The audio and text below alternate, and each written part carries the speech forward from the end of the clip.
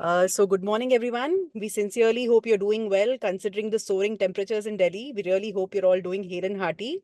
I, Supriya Rai, extend a very warm welcome to each and every one of you on behalf of SM Consulting and Tech Achieve Media to this virtual workshop on Mastering Data Protection, your guide to DPDPA compliance. Thank you all for joining us on this virtual session on a Saturday morning, that too. As we all know, the Digital Data Protection Act has been passed by the Indian government in the monsoon session. So this means that compliance is no longer an option, but a necessity for businesses across India. When we spoke to decision makers about this, we realized that there is a lot of excitement regarding this law. A common sentiment that we get is hopefully this will put an end to the spam calls that we are getting and our personal information will no longer get misused. However, on the other hand, for businesses, there is a lot of ambiguity on how exactly to go about with the implementation of this law. While the Act is expected to bring several benefits such as transparency, accountability, security, and privacy, it will also have the power to impose a fine of up to rupees 250 crores. As of now, there is an immediate need for companies to embark on their data protection journey, which is why we have gathered here today to understand some of the most intricate aspects of this law. We have our experts here with us who will be delivering this session. Let me introduce Mr. Sameer Mathur, the managing partner at SM Consulting. He's been in the industry for over 3 decades now and is an expert on DPDPA law. Hello, sir. Welcome. We also have with us Mr. SP Arya. He's an industry veteran with over 4 decades of experience. He's been a CIO all of his life, and I'm sure most of you here know him. He's been a group CIO of, medium and large organizations as well. He's a senior IT advisor, leader, speaker, mentor, and doctor of excellence IT. Welcome, Arya, sir. Namaskar. Namaskar, sir. So this would be a 40-minute session with our experts speaking about the law for about 30 minutes, which will be followed, with 10 minutes of Q&A later on. We understand you may have questions even during the session. So please feel free to put them in the chat box and we'll get back to you during the Q&A session. We'd also like to mention that this is only a teaser session that we are offering. The law is much more detailed than that, which is why this will be followed by an in-person all-day workshop at Lee Meridian in New Delhi on 29th of June. That will be a paid workshop with all the more details on the DPDPA Act, and a certificate will also be rewarded to participants. All right. So now, without any further ado, let me hand it over to our experts to take over the session. Over to you, Arya sir and Sameer sir. Yeah. So good morning, everybody. My name is Sameer Mathur. Good morning. And today we are going to give you a brief on this on this law which has come.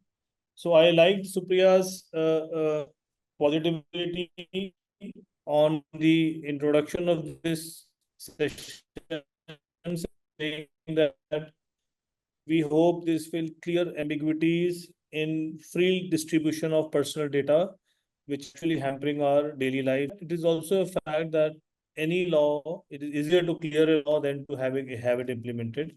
That's why all of us have gathered here to understand the deep aspect, intricate aspects of this law, so that in our organizations, as leadership teams, in whatever functional area you are with, whether it's IT or HR or sales or marketing, this is going to affect you. Also, as individuals, what are our rights and duties? We are going to discuss that. Abhilasha, you are saying my voice is breaking, is it? No, I'm not feeling it. I'm not feeling it. It's quite okay. Okay, no, somebody has put a mail in the chat. Supriya, can you see that? Somebody has put a chat Yes, message sir. to me. Yes, sir. It was breaking, but it's now fine. Okay, you want me to put a headphone or something? I can put. No, it's fine now, sir. Please continue. Okay, It's fine. All right. So, okay, so let me give you a brief of the law before I go in. I have a formal presentation, which I will finish in 10-15 minutes. But before that, let me give you a brief. The first aspect of the law is that whatever questions. So I've been working on this law for almost 4.5 years now. This had a previous version called PDPB, the Personal Data Protection Bill, which got changed into a digital personal data. So one point is that the word digital has been added, which means that this applies to all data that is present digitally. If you are entering data in your register and you are not converting it into an Excel sheet, then this law does not cover that. So that's first point I wanted to clear.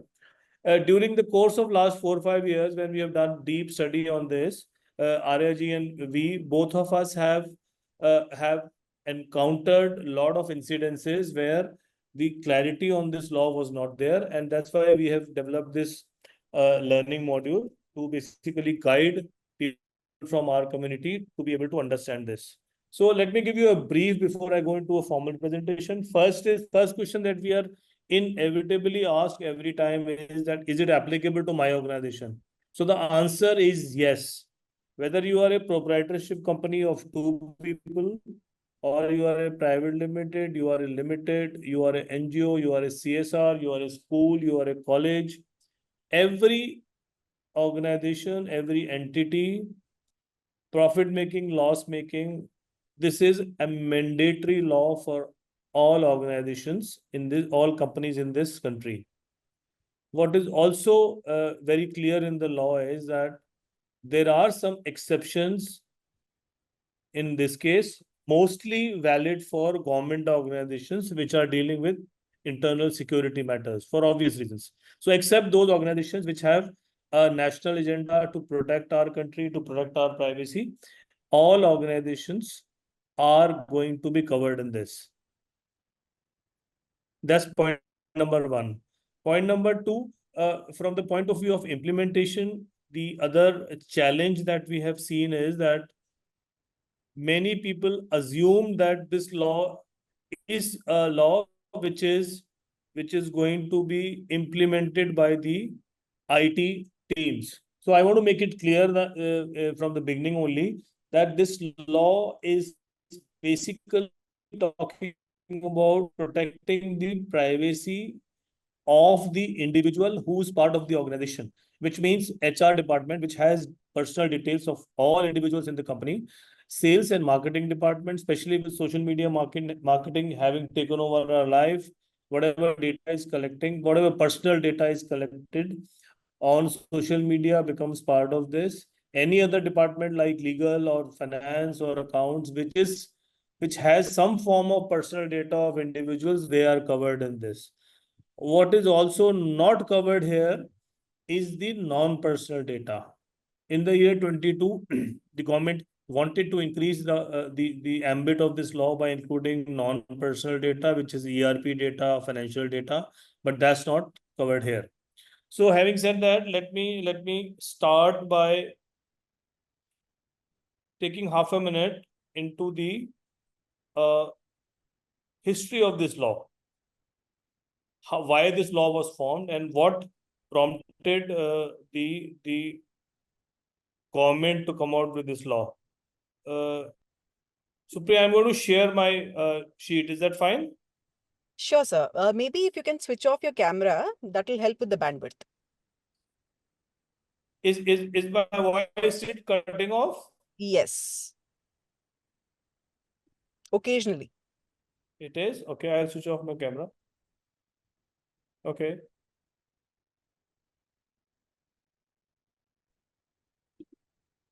Okay, can you see the screen? Yes, sir. Supriya, can you see the screen? Yes, sir. Yes, Okay, sir. perfect. So, like I said, this in a landmark judgment some 10, 11 years back, a very famous judge had come out with the statement that privacy is a fundamental right of every individual as per our constitution. So this went on for many, many years, that what exactly is privacy and why is it needed. The Supreme Court made it very, very clear in one of their landmark judgments that the individual's personal privacy is a fundamental right. Before that, this was not very clear. Anyway, so once this was clear, then the government came out with various drafts on this.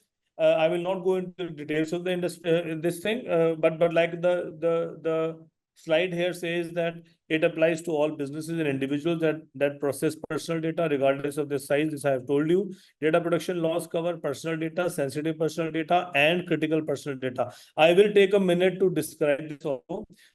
So the definition of personal data is very clear. Personal data is defined in the law as PII, personal identifiable information. Any information which connects to me as an individual, through which I can be identified, is called PII. In personal information, there are two kinds of information. One is my name, my mobile ID, and my, let's say, email ID, my mobile and my email ID, which is publicly available personal information. So if my publicly available information, for example, my website or my visiting cards or my mail might have my mobile number, right? Now, the law, although it's not very clearly written, but it is our understanding, having studied this over the last 4 or 5 years, that whatever is available publicly, and if that gets leaked, then that may not be considered as infringement of the law, because I've already shared that in many public, right? So that's the difference that this law was able to identify. The data protection law is very clear about transparency, data minimization, which means that organization must limit the collection, use, and retention of personal data to what is necessary. We have to ensure as organization that personal data is accurate and up to date. Security and accountability, of course, has to be given prime importance while covering this law. For example, if I'm a user of, let's say, an app like a Zomato or a Swiggy, and I share my mobile number and my address, home address, which is also considered PII with them, then I have a right to ask these e-commerce or food delivery companies to delete my data after the delivery is done. So the consent I have given to the food delivery app is for that duration and that purpose only. Which brings me to the core of this law. Samir, your voice cracks in Core between. of the law is on consent management, which means that if I am going to, let me put my headphone. Give me a second. So, like I'm saying, I was saying that, sorry for this interruption. Like I was saying that consent is the core of this law, which means that for every data principle as the individual is defined in this law, consent management is going to be the key. The consent management has to be taken from the point of view of duration and purpose, which means that, like I gave an example of a food delivery app, the purpose and duration is defined there. Let's say half an hour, 1 hour, and the purpose is delivery. So theoretically, I have a right to get my data deleted from the Zomatos and Swiggy after I have finished my after the transaction has been finished. On the other hand, if I am an employee of a company, then obviously, and my personal data is going to be processed every month from the point of view of PF and gratuity and leave management and salary and various deductions, then obviously I have to give a blanket consent to my organization with clear purpose that you can use my personal data from the point of view of such parameters like I have mentioned, for example, medical insurance or gratuity or PF or salary or deductions and all that. But as a employee also, I cannot, as a company, I cannot use the personal data of my employees any way beyond these points. So the law is very clear that the transparency, as it is mentioned, transparency has to be kept in the purpose of the consent taken, right? Ah, yeah, now it has come. Okay, Thank you. like I mentioned that there are certain organizations which are exempted, which I think is quite clear, that national security, law enforcement, some journalist purpose where the journalism is basically from investigative point of view. So these points are mentioned in the law, that some exemptions might be given based on prior permissions. Like I said, the consent is the base of this law. Access to the information is based on the purpose for which the consent was taken. So this is something which is a very, very deep subject, and failing which penalties are being imposed, as Supriya also mentioned. So consent management, like I mentioned, is at the core also is tough to maintain from a company's point of view. How does one manage consent for employees is one part of the consent management. How does one manage consent for let's say vendors who are where the interaction is only once a month? How does one manage consent from, let's say, housekeeping companies, people who are performing housekeeping duties in our company? So this law, I think consent management itself is going to be a big challenge to be able to achieve what we are trying to do. In terms of data protection measures, the law is very clear that we have to ensure all kind of measures to be taken to ensure no leakage of personal data. Now, this is easier doing it rather than saying it. We all understand that cybersecurity or data protection techniques that are available are there are many new threats which are coming. There are many new ransomwares. There are new malicious code which are coming. So how does one take care of ensuring no leakage of personal data protection? This is also a question being discussed very deeply in the cybersecurity industry. Now, according to, we all aware that there is a Gartner report which is now available publicly, saying that there is a survey conducted by Gartner where they have found that average seek time to seek a malicious code in a large enterprise network is almost 183 days, which means a malicious code is sitting in my network for 6 months before I'm able to realize its presence. Now, this is something that is a very deep and a disturbing thought, which means that somebody is sitting in my house. My network is my house. I have 10,000 users spread all over the country, maybe internationally also. Somebody is sitting in my network and studying me. So this term used here is called EUBU, the end user behavior analytics. So the idea of the malicious code sitting there is actually studying my network, studying the user behavior. The malicious code has a target in mind, and the code wants to attack the target. So of course this is a much deeper discussion. The idea is that one has to be aware of these things. The latest that is happening in the world, the attack surface, as is mentioned, the attack surface is now increasing. It's not only endpoints that one needs to clear. It's not only the devices one needs to clear, take care of. There are many other things also. Okay. Uh, Let me go to the next slide.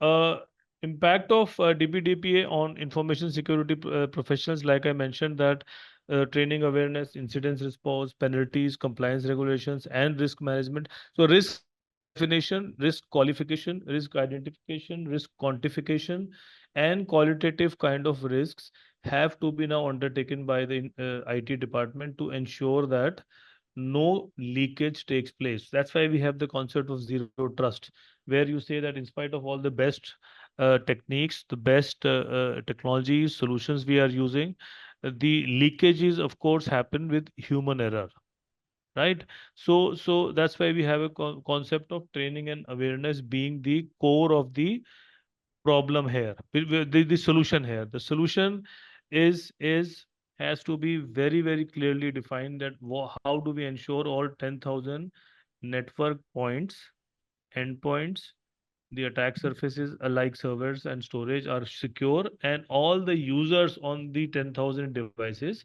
are also aware of this. This, like I said, is a very long discussion, but I just wanted to give you a brief on this. Regulatory authorities, I have already defined, are some of them are exempted from this. Penalties are starting from 10 crore to 250 crores. Uh, this I will skip for the time being. There is a concept of data fiduciary, which means that somebody who is storing your data is called a data fiduciary in this law. A data fiduciary is anybody is collecting and storing your information. So there are a lot of companies today which are just used for storing. For example, typical data center or cloud providers, they are just storing our information. So we have to ensure that our SLAs with the MSPs or with the cloud providers that we are signing are watertight from our point of view, right? That's why we insist that in these sessions it's not IT, it's legal which is involved, because our SLAs with the, let's say, cloud vendor or MSP vendors are looked on by the legal department. Now we have to ensure that the data that is being transferred from our server to the cloud server is transferred in such a manner that any malicious code doesn't get transferred or doesn't get retrieved whenever we are, let's say, taking a backup or maybe retrieving the backup from the archive. So the game, in the short term, game will change. I am already overstepping my time. So these are rights and duties of data principles. We have as an individual, these are right. We have a right to access, correct, and erase of personal data. Like I said, that I have a right legally, theoretically, to call up Zomato and delete my data, saying that I'm going to now order the next pizza after 6 months only. Please delete my data and give the address again. As a duty, I have to ensure that I do not perform any activity where the data gets leaked because of me, which is like putting my pictures, putting my personal data on social media. Emerging technologies is a big challenge here, because emerging technologies are something which not many people are aware of. How do you ensure personal data kept in an AI tool is safe? Right now, no, AI tools, creating and managing AI tools itself is a big challenge. So these are some new challenge which are going to be going to come. I finished this presentation with 2 3 points that I had gone forward. One is that the next of this law, like Supriya mentioned, was cleared in the monsoon session, but was kept in abeyance because of the general elections going on in the country. We expect as soon as the new government to be formed in the next week or 10 days, this law will be again pushed for implementation. The next step in the law is that there's going to be a board called the DPB, the Data Protection Board, which is going to be formed with 8 independent members. And this board will be responsible as an independent entity to ensure compliance by all companies. Point number one.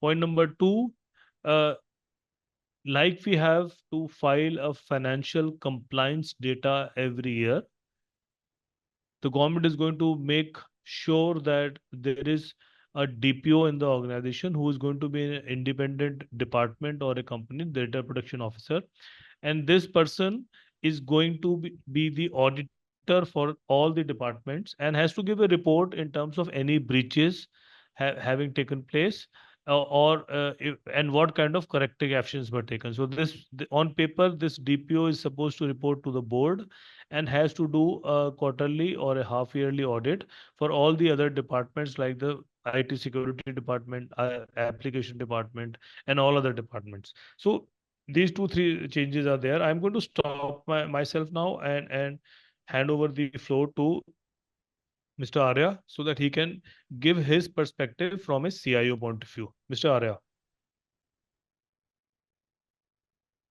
I thank you, Samir, for giving a wonderful can say talk on this data protection bill 2023. Yes, it's really you have covered a lot and left very little for me, but still I will give my can say few comments on that. Okay, see, the hot discussion about having a data protection or privacy bill started with the Justice Puttaswamy judgment in 2017. When Supreme Court gave a verdict, found that privacy to be a fundamental right granted to every person under the Indian Constitution. The right was read into the right to life and personal liberty granted under Article 21.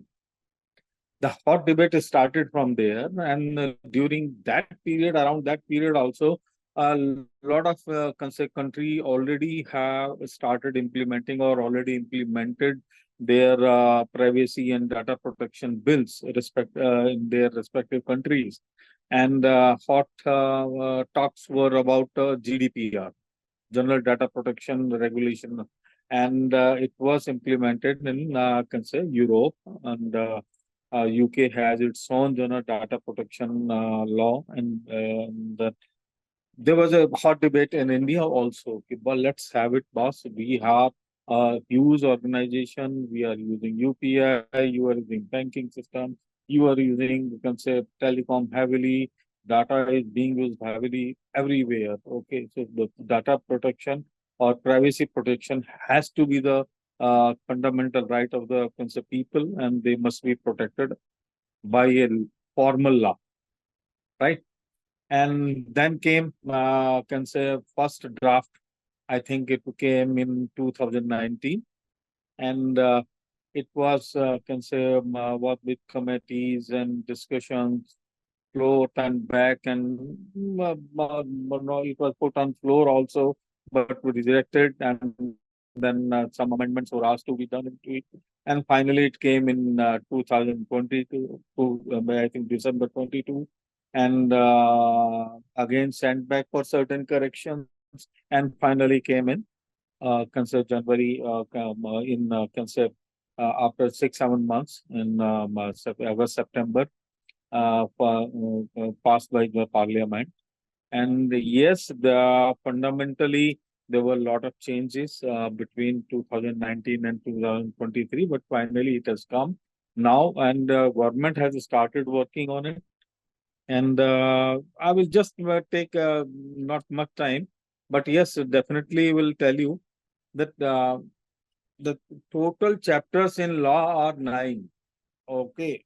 And each has a different can say class of sections, subsections, and which need to be understood by the people. And until you understand, see, though we can say easily, it's a legal term, and it's a law. The lawyer should know it. But yes, to follow a law, you should know the law also. What is the law? So I will recommend every can say key person in organization who is handling personal data in any manner must learn what is this law actually, and that's why because normally CIOs, CTOs, and CISOs, they protect the data, they hold the data, they organize the, can say, handling of the data, management of the data. They should they must learn it. What is that? The basic all four 9 can say chapter in the law are: first is the preliminary, where key definitions and provisions have been explained. Second chapter is about obligation of data fiduciary. The third is the right and duties of the data principle. And fourth is the special provision in the law. Okay, and the Data Protection Board of India, which is the authority going to manage the whole data protection law. Okay, and there are certain things very good in this law, but there are certain things which need to be addressed further. But it's a basically bare minimum law, and you know that after this, can say, final details are prepared before launching the Data Protection Board of India and whole system in a place, and there will be a powers function. 6 chapters tells about power function and procedure to be followed by the board. Okay, you have formed a board, but there has to be certain regulation and limitations and guidelines for the board as well. So these have been explained in chapter 6, and the chapter 7 has been made for appeal and alternative dispute resolution. In this case, there is no separate tribunal, appellate tribunal prepared for this, but a TD set, which is basically for telecom regulatory authority of India, that will handle the cases or complaints of this bill, DPDPA 2023. And eighth chapter is about the penalties and adjudications. And the ninth one is the miscellaneous. Okay. And if I say penalties in India in earlier 2019, these were quite heavy. Okay. But this had been brought down to the maximum limit is 250 crore. Okay, that also depends on from 5 crore to 250 crore. So that depends on type of or kind of concept uh, offense you have done in protecting your privacy, private data of people, personals, and so we I think the government has been quite lenient about it. Otherwise, you might have heard about that Google or Microsoft have been put a penalty of $600 million or something like that, which is not the case in India. The maximum limit would be the 250 crore, but still for Indians, 250 crores is still a very heavy maximum of 250 crore is really heavy for them, and people have to learn it because they have to protect the organization from facing such not only the protect data but the penalties. Okay, it's a simple thing to tell your management and your people that if you are not protecting the personal data and something happens and even a 5 crore penalty is levied, which would be much heavier than what you spend on protecting the data. So protecting the data, keeping that safe, under all circumstances. Oh yes, definitely. I can say that 100% protection not possible, but it's still maximum possible security and safety of the data has to be implemented in your organization. And one more thing I would like to highlight here. If there is certain definition chapter, there's a lot of definitions out there. For consent manager, data fiduciary, data concept principal, data processor, data protection officer, or something like that. Every definition has been given very clearly. We must understand what are those. And the one important definition is of that of person. Person has been defined not only individual but a child also. Okay, and a industry, a company, or a group of people forming a NGO or something like that. So those kind of things are to be termed as a person in this law.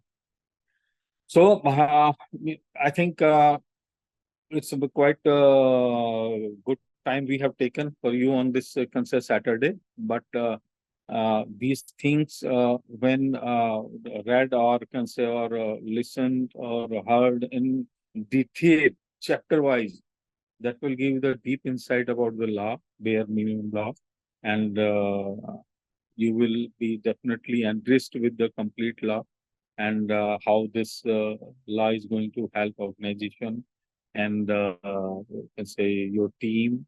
Okay, and you as an individual, uh, please join us the full day session, and we will definitely give you a great insight into the law. Thank you.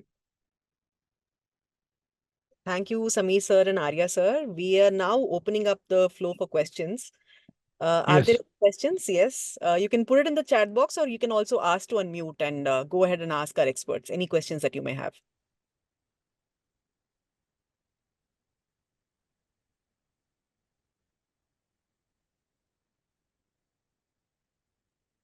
So, are there any questions from our participants? So let me start a discussion on this, Supriya. We Yes, get sir. a lot of queries from the leadership teams across Mm-hmm. IT and HR and legal and such departments Mm-hmm. uh, regarding the position for the DPO and the qualifications required. Mm-hmm. So let me put my thought into that. That the Mm-hmm. DPO position, like I mentioned in the previous presentation, is a very senior position. Ideally, the DPO is going to report to the board and also conduct mandatory audits for other departments like CISO's department, the security head, and the CIO, CTO's department. Now, these are the departments which are carrying data, and they are responsible for ensuring not the collection of data, but the security and ensuring no breach in the privacy. So having said that, yes, the DPO's position will ideally be a mix of person with technical knowledge on IT, on data management basically, and obviously some basic legal knowledge also. Because like I said, that the report of this compliance has to be filed with the relevant authorities. These rules have not been defined, that's why I'm using some vague words. Mm-hmm. Have to be filed with the relevant authority on a yearly basis. All right. So that's one discussion I wanted to start with. Sure, sir. There are, Anybody else? yes, Just there are. Samir, let me make it very, can say further clear that a person, a IT person, maybe a CIO, general manager IT, VP IT, whatever it is, with the knowledge of data protection bill, DPDP 2023, will definitely be, eligible for the data protection officer. Yes, sir, Okay. perfect. Yes, of course. Yes. And Can this is something like that company secretary report to the board. Okay. Not the CFO. Okay. But essentially, it is a part of the board, and similarly, DPO will be the part of the board, or it will be reporting to directly to the board. All right, sir. Yeah. There are a couple of questions in the chat box. Mr. Abhay Munje, yes, sir, we'll share the presentation. We'll share the recording of this entire session also with you. On Monday, we'll do that for you. And Preeti Singh has a question. If I may request the admin to please unmute her. She has a question to ask. Yeah, I'm unmute now. Yes, ma'am. Hi everyone, myself Preeti and I'm heading InfoSec and GRC vertical for Rostra Financial Services. So my question is regarding, one question is of course regarding reporting of DPO role. What I am witnessing that in maximum companies here in India, DPO and CISO, they are sharing the responsibilities. Even in some companies, CTO, CISO, and DPO is sharing the responsibilities. So within this PDP, is there any kind of a differentiation which is restricting this kind of merging 2-3 roles together? So Because Preeti, let me answer that. Samir here. The law will never define what kind of role who has to take up, who can take up. The law is very clear that the purpose of the law, through a consent, you have to ensure the privacy of the personal data of individuals, right? Coming back to your point of sharing CISO, CO's, DPO's role, theoretically, if you ask me, you understand the concept of maker and checker, right? So the right. CISOs and the CIOs and Conflict of interest. Samir, your there's a voice is conflict cracking. of interest. That's what I'm trying to say. Samir, we lost your voice. Samir, your voice is not clear. There is a conflict of interest between the CIOs and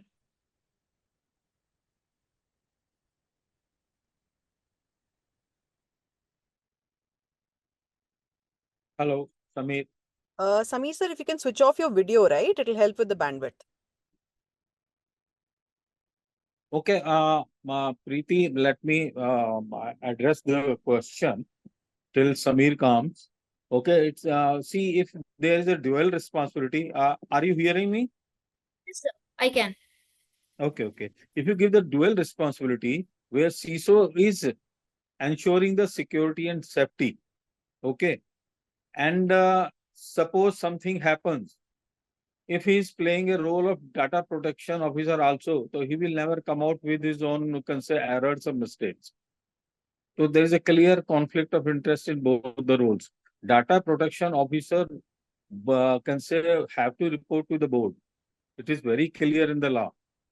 So as a data protection officer, he has to report to the board on, can say, as a CISO, he might be reporting to CIO, or can say, or IT director, or maybe can say CEO. So these would be the conflicting can say, roles for a CISO and CIO and DPO. So it has to Also, be a separate one. also Preeti, can you hear me now, Supriya? Yes, sir. Yes. So also Preeti, I would like to add that, like I said, some amount of legal knowledge is required here, because you Yeah. are ensuring Compliance against or regulation. compliance on a law. Right. And so if the IT leadership can get into understanding the law, ultimately see the legal department will get involved in case of any breach, right? One more thing that I would like to mention is that a large organization, we recommend them to go in for a grievance officer in house, where the individuals can go and discuss their grievance regarding leakage of their private data, right? So Right. before raising a voice, they should have somebody to talk to, who obviously has to be a auditor kind of a person, who and with an independent mindset and some relevant rights, where he or she can take care of the grievance in case it is proven that yes, privacy data was leaked from within the organization. Then take appropriate step in consultation with the DPO, right? Does it answer your question, Preeti? Yes, sir, it does. All So right, all right. I just have one more question. Sorry, I'm asking so many questions. One more question, which is related to assessing the this new PDP bill requirement. Is there any kind of a frequency that this our law has defined that we should assess all the requirement which is No. mentioned in the law? No, Nothing. law has not defined any frequency, but it's our recommendation. For example, we are doing a project in Mumbai with a large company, and we have recommended to them that in the first time when you do the consulting in terms of ensuring compliance, we recommend mandatory audits every 6 months. But it depends on what amount of data you are carrying, what is the frequency. Like, you have the three V's: the velocity and the veracity of the data. It will depend on that. We can have a discussion offline on this, but in your case, I cannot comment. But generally, we are saying twice a year mandatory audit in terms of privacy should be done, at least in the first few years when the new system is going to be set up. Later on, it can become a once a year show program, right, All Preeti? Preeti, just a point here, Samir. Okay, there is a concept of significant data fiduciary and the data fiduciary. The all significant data fiduciaries are those who are handling large volume of, can say, personal data. Okay, so in those cases, frequency can be even more than 2 times also. So it depends on, like, VAPT, telecom, and BFSI have to do it, can say, twice or thrice in a year, but other organization may do a VAPT at once in a year. But so similar, I think, requirement would be, judged and assessed with what kind of, audits and frequencies you have to have in your organization based on your being significant fiduciary or simple fiduciary. All right, great. Thank you so much, Preeti. We have a couple of other questions, and in the interest of time, I mean, I'll go through them quickly. Mr. Sanjeev Kumar Jain, he hopes to get a summary of all the important points. We'll definitely look into it, sir. And Mr. Vimal Bansal has a question. Mr. Ajay Yadav, I'll come to you after this. Yes. Yeah, so very good morning. I have a very Morning. simple question. My name is Vimal Bansal. I am from Honda Motorcycle and Scooter India Private Limited. So we have the customer data in one of the system actually. but we are not directly collecting this particular personal data from the customer. Our dealer is collecting this personal data from the dealer actually in a centralized Siebel CRM actually. So can you tell me that we are definitely the data fiduciary? The dealer is also the data fiduciary, or they are the data user? No, sir, whoever collects the data may or may not be called a data fiduciary. There are two concepts here. One is the data fiduciary, one is the data processor. So if you are the fact that you are collecting data on behalf of the customer, I'm sure they are you doing some kind of processing in terms of long-term association or long-term engagement with the user, in terms of satisfaction that the person got after using a Honda motorcycle. So if you become a data fiduciary as well as a processor. In terms of the compliance, both the dealer who is collecting the data and you as a data fiduciary come processor will come under the ambit of the law. So both the organizations are responsible to ensure 100% compliance with the law. So this is something that that's my response to this, that both the organizations are independently responsible for collecting data for the ensuring the compliance. Does that answer your question, Mr. Bansal? Yeah. So dealer is also the data fiduciary, right? May not be data fiduciary, even if he's collecting the data, that's good enough. I mean, I'm sure he's collecting and keeping it, sir. Maybe as part of your SOP, maybe you have told him that you can't keep data, but we all know that they want to keep data since they are collecting it. So they Yes, might be giving one copy to you, but they are keeping data. The moment they are keeping data, then they by default they become fiduciary. Okay, thank you. Thank you. All right, Mr. Viman Bansal, hope we've answered your question. We have a question from Mr. Ajay Yadav. He asks if it's applicable to private limited company which is not listed. And is there Yes. any turnover constraint? No, there is no turnover constraint as of now, sir. It's for It everyone. is applicable to. Hello? Sorry? There Uh, is yes. Please no continue, Samir. There is no turnover consent reference here. All companies are covered then. Moment you are carrying Yes. even the uh, uh, personal data of one person, you have to ensure compliance. So there is no mention in the law in terms of non-applicability, whether you are, like I said, whether you are a proprietor, a partnership, private limited company, you have to ensure. Okay, who's there? Next. All right. We have Mr. Abhay Munje asking us if we could help him share thoughts on which clause we should include in protecting company data, and we should include in appointment letter. Yes, so you have to kind of take a consent, not in the appointment letter. Once you have that orientation and onboarding exercise, then it is our recommendation that you take a consent from the data principal, the individual, saying that we are going to be processing your data at the end of every month, and the person has to give consent, and we have to make it very sure that your data will not be used for any other purpose except for processing of salary and leave and your whatever financial dues that the company has committed.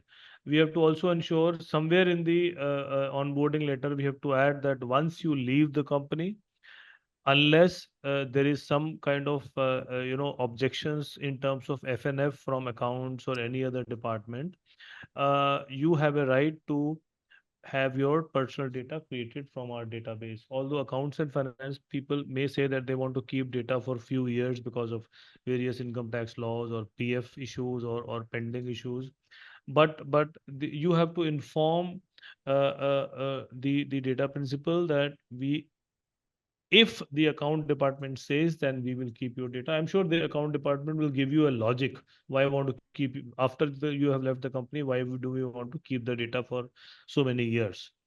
So that's what we are Samir, involved in.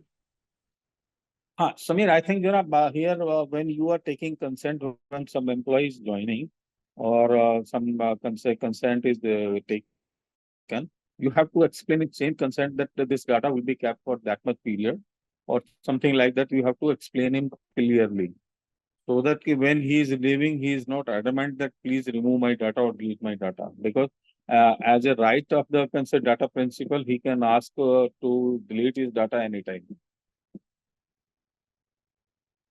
All right. So more clarity is required on this.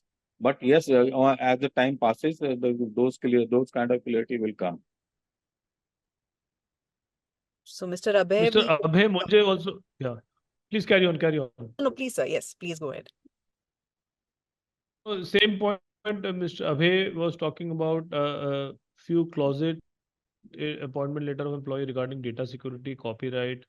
So data sharing and copyright, you need not mention in the letter. So only if you are changing your data fiduciary, supposing your backup is going to Amazon or Microsoft or Google, includes the private personal data of employees, then yes, the law says that if you are changing the fiduciary, so in case the fiduciary becomes the MSP or the cloud vendor who is working with you, and if you're planning to change, then the law says that if data fiduciary is being changed, then it is the duty of the concerned department to duly inform the data principal that we are shifting our MSP from A to B. That's all. Otherwise, you need not inform them. All right. So we have another question from Mr. Abhilasha Gautam. He asks if we have any checklist for audit or assessing the departments like other laws like GDPR, HIPAA, HETEC, ISO 27001, and for how long? Yes, Mr. Yes, Abhilasha, we do have a checklist, but for creating the checklist, we have to meet you and discuss with you regarding what industry you are in. So obviously, yes, one more thing. This is a very good question. You have mentioned about GDPR, HIPAA, HITEC, and ISO. So depend on what industry you are in. So we have to also, like I mentioned, the DPB, the Data Protection Board, which is going to be ensuring the compliance of this law. Hi, Samir, can you hear me? Yeah. Yeah, hi Samir, I'm Abhilasha Gautam. I'm a DP of Indus Valley Partners, that's IVP, and this organization based on the fintech. Okay. So for that perspective, Okay. I'm asking if we Okay. have any checklist like other laws and regulation has, so that it would be easier for us to assessing that what all grounds needs to be taken care during the audits.